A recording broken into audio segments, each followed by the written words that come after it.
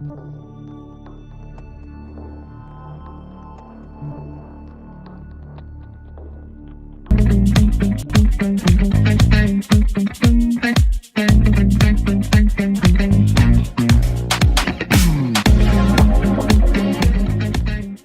to Books the Biz, the show where real-world business meets real-world results.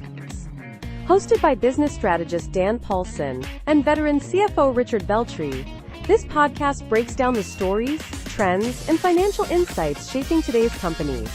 Dan brings decades of experience helping leaders simplify operations, build strong cultures, and scale with confidence.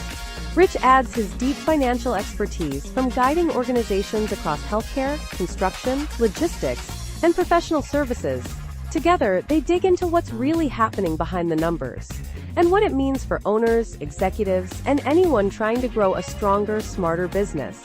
This is practical conversation, real talk, and tools you can use right now. Welcome to Books the Biz.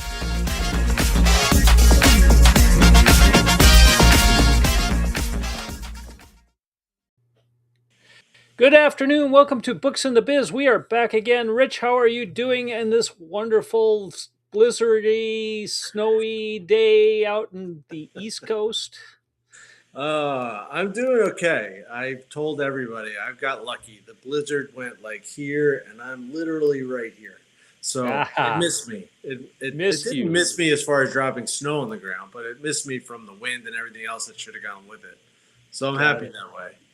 Well, I am very happy to say we have very little, if no snow on the ground right here. So for once, it missed us, which is kind of nice. So we were talking earlier this week about some prospects, some clients, some of our own personal experiences. And you probably see this more now than ever or than any other time of the year, especially now that, tax season's hit and everyone's kind of looking at their finances. But procrastination or avoiding making decisions. And from a financial perspective, I think it becomes more apparent to you right now when people hold off on making choices. And you had quoted from the band Rush before we jumped on here. You want to share the song or the quote from the song? If you choose not to decide, you still have made a choice. That is correct. That is correct. Yep. So we're going to sit here today. We got, I think, a couple of examples that are pretty good of companies that, for whatever reason, decide to hold off on making a decision. And in the end, it turns out to be more costly for a number of reasons. And I'll let you go first. I'll give you the first shot at this one, Rich. I think that, if the writing's on the wall, which we had a client recently that the writing has been on the wall for a while, and you tell them you have to do something about this, and then you go to them the next year and you say you have to do something about this, and then you go to them the next year and essentially say you got to do something about this. They didn't make any choices, they didn't make any changes, and most of the time when you're dealing with finances, you're looking at your financials and you're saying the writing's right there on the wall. When I tell people, look, change your chart of accounts around so that when you get your profit and loss statement, you can really see what the margin is. Okay. And by margin, we mean profit, right? Right. See if a certain thing is making you a profit. If it's not making you a profit, why not? And we had one client that we were talking to, and we've been saying this every year, like, it's taken 2 years to get them to change the chart of accounts, and instead of it being that, oh, look, we're finally seeing the answer, it becomes, well, we have to change our arrangement. The conversation you have is not about the profit and loss. It's about the fact that, we've raised this issue and we've been in trying to get you to do this. And then you say, well, we're, paying the wrong amount, or the term, we don't like the terms anymore. Well, fix what you're talking about, fix what we're telling you, and then tell me that you want to change it, because we'll up it. Right. Because this is the same organization that we came in and we said, look, you have a tax problem, here it is, it's right here, and you let me fix it because I told you I was going to fix it. I didn't ask a question. I didn't ask your permission. I just did it. And you paid for me for the year. Okay. Yep. So everything else that we did was gravy. Everything else we talked to them about was gravy. They got extra out of that, but it was all covered. So now you're looking for, we have to change the arrangement. Well, that was because the second time we asked them a question. Right. We asked them to do this. Here's what you need to figure out. Can you do X? And now I'm almost at the point of saying, can you do Y? Because I'm so tired of bringing up X, that I've moved on now to Y. And I'm kind of looking at it as you didn't fix the big problem we've talked about since the first time we met you, but, and I think if it sounds like I'm talking in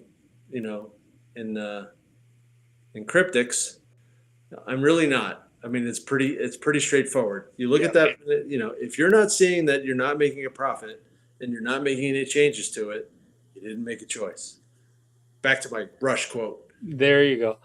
Yeah, it surprises me, and I often, from a psychological, try to go through what's going on in somebody's head.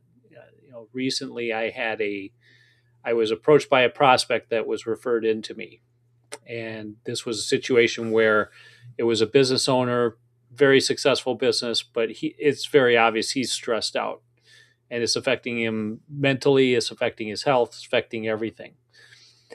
And the decisions he's trying to make now were decisions he should have probably made about 5 years ago. So we're in this point where he realizes now he has a problem, but the problem has gone from just being important but not urgent to now being important and now almost crisis situation because he's experiencing turnover. Again, I mentioned, there might be some health issues going on there, and also stress level is just through the roof. So I explained to him, basically here's the root of your problem. Here's what you need to do. This is not just a systems problem. This is a people problem. And actually, if we don't fix the people problem first, the systems problem is never going to get any better. So we talk for an extended length of time. And he's like, well, I want to ask some of my other advisors about this. I'm probably going to have more questions. Okay, that's fine. And then week goes by, 2 weeks go by, 3 weeks go by, and then an email comes across saying, well, I still have more questions, but this person's now gone, and I'm going to hire this other person, and then let's wait till summer to see what comes out of it. And of course, I'm thinking in the background, maybe the person you're hiring will solve the issue that you're facing, but I don't think so, because you still have the systems problem. And I'm not so sure the people problem in this case is going to resolve itself with a new hire. In fact, he still has not let go of every facet of the job or of the company. Bringing somebody else in is just somebody to bark orders to and then have them do your bidding. But then if they don't do your bidding right, you're back to square one, where now you feel like you have to handle everything. So I see the problem coming full circle again, potentially in a couple months here. Now, I could be completely wrong about that. Maybe the person he hired is a dynamo and this person can step in and just take over. I just struggle when I hear business owners say this, because what I've seen time and time again is when you're so used to being in control all the time, to let go of that control for whatever reason, and no matter how good of a person you bring in, it's extremely difficult unless your behaviors change. And most owners do not want to change their behavior. In fact, they often think everyone else is the problem, it's not them.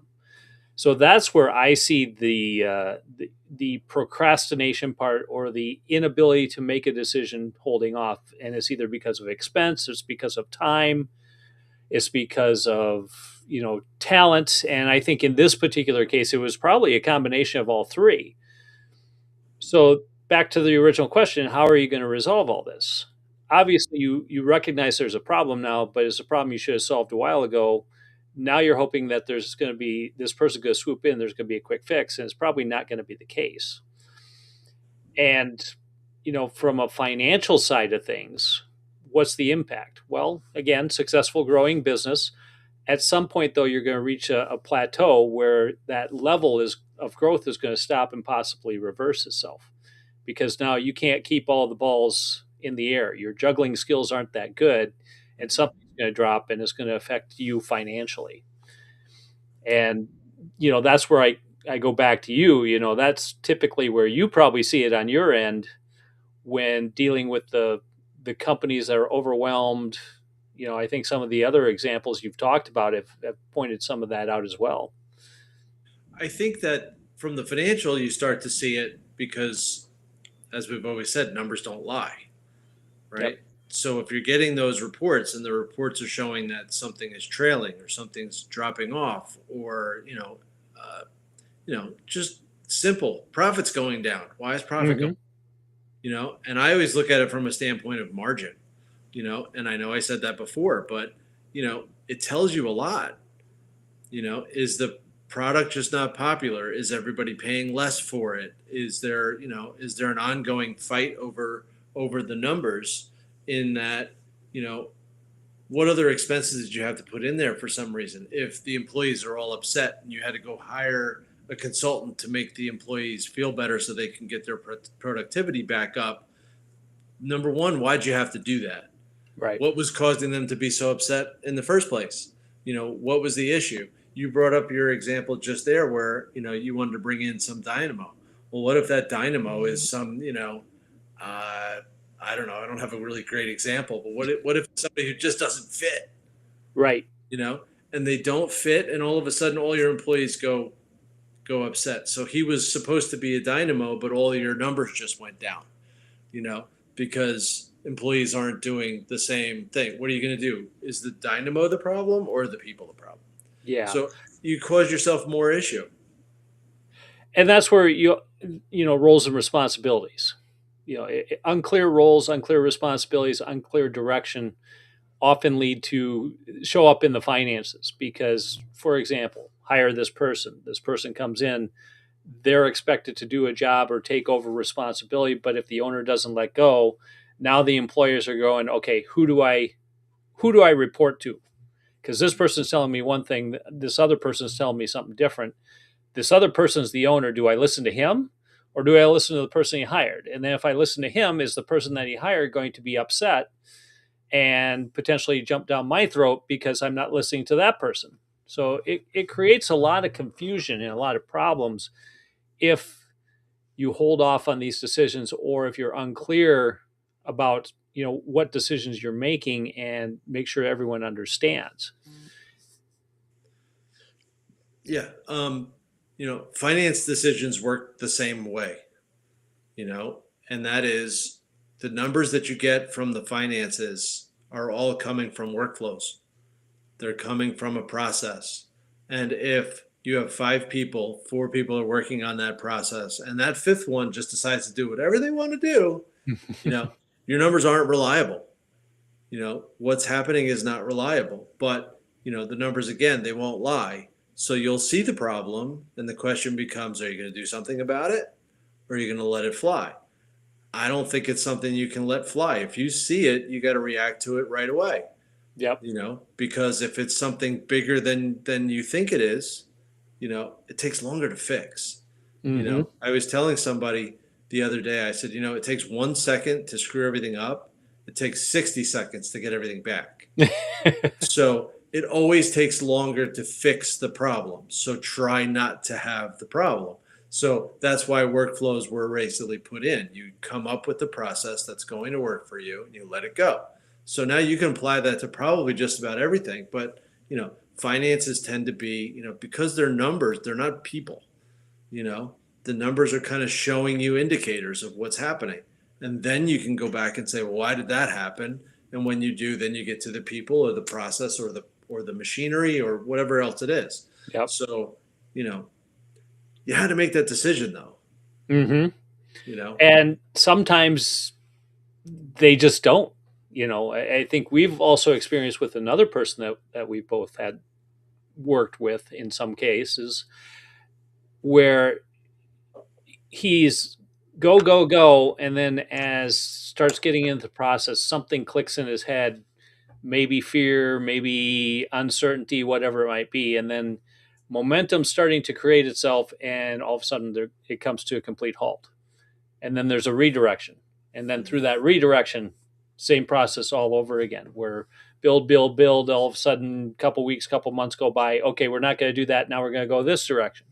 And that constant pivot, that constant change doesn't allow that momentum to gain hold and to really work through. And you're making an investment at that point. So now you're burning money doing something and then just stopping and then going a different direction. Well, like any machine that you stop and have to restart again, there's a wind down and a wind up. And when it's with human and when it's with processes, that process can take longer. That can take weeks or months in some cases. So when you see these breaks happen and when you see this start stop issue, and again, I think it's that whole uncertainty or that whole fear that am I making the right choice? Instead of seeing that choice through and trying to figure that out, you stop early before you really see the product of what you're trying to create. And often when I talk to companies about implementing systems or processes, the first thing I warn them is what you think is going to be done in a couple days or a couple weeks, we're actually talking a couple months and in some cases a couple years, depending upon how intricate what you're doing is. Yeah, it always takes longer than you expect. Never fails. I think that the other thing that I wanted to say after listening to you, the pivoting, pivot when it's big, when it's important, these constant little pivots, it's like you just disrupted your entire flow or your entire growth pattern. It's too many left, right, left, right, left, right. That's just, Yep. it's too much. You have to get to the point of understanding where you're trying to get to and understand your plan of getting there and then follow it, and give it the time to actually work. 9 times out of 10, people, like I've done it myself, you get to a certain point where you're just like, this isn't working. And you want to pull the plug and you're hoping that someone out there tells you, no, just give it one more minute. Give it one more minute, you know, but we've all gotten past the point. We've all pulled the plug at the wrong time. Yep. Yeah, I and this again is human nature. There's times when you should pull the plug and you don't, and you keep there's a different type of decision where you just keep going thinking this problem's going to fix itself, and in the end you spend a ton of money on something you should have stopped earlier. And that goes back again to kind of that advisory role that I think we both fill. From an outside perspective, having somebody look at it and saying, this is something that if you continue, you really shouldn't. You need to stop. Where you see other situations where it's like, no, you're gaining momentum here. You need to keep pushing through it, and you will see more success. But you can't stop now. We have to look at it again 2-3 months down the road. I hear a lot of marketing people. It's actually talking with a client, talking to a digital marketer. And that person said, we can make all these changes. Just understand that you're not going to see the full benefit of this, even if we do everything right, for probably 4 to 6 months before you start seeing real momentum created. Yeah. And it's not all that much different on operational issues. You put systems in place and you still have to get people to abide by those systems and, really embrace them. Well, it's human nature that if you start creating stress, which anytime there's a change happen, typically, that's what's going on, and people want to get to their comfort zone. So they'll try it for a while. If they're not seeing the full momentum of it, then it's like, well, I'll just skip it today. And then pretty soon they skip it for a week, and then they skip it for a month, and they never do it again. And that's what we have to realize about what we deal with when we delay and when we hold off or when we start creating momentum and stop. These are where the costs really come in at, and this is why it becomes so important to know when to move forward and to know when to quit and to know what the signals are to do that. And if you have good systems in place and you have good financial acumen and good recommendations, I think that's what really helps you get through those more difficult times. Agreed. Absolutely. At some point, at some point there's a decision that you just absolutely have to make, and if you don't, the whole world changes on you, and it's not your control because you had the control to make the choice. So Yep, I think that that's really the nature of this. So if you don't want to keep spinning your wheels in the sand, or in your case, Rich, the snow and the ice right now, maybe they need to get a hold of somebody. And you can always start with us. Rich, how do they get a hold of us here? for me, send an email. It's rich@xcxo.net. And for me, same thing, except it's Dan@xcxo.net. Rich, is always good discussion, and we will talk to you next week. All right. Talk to you next week.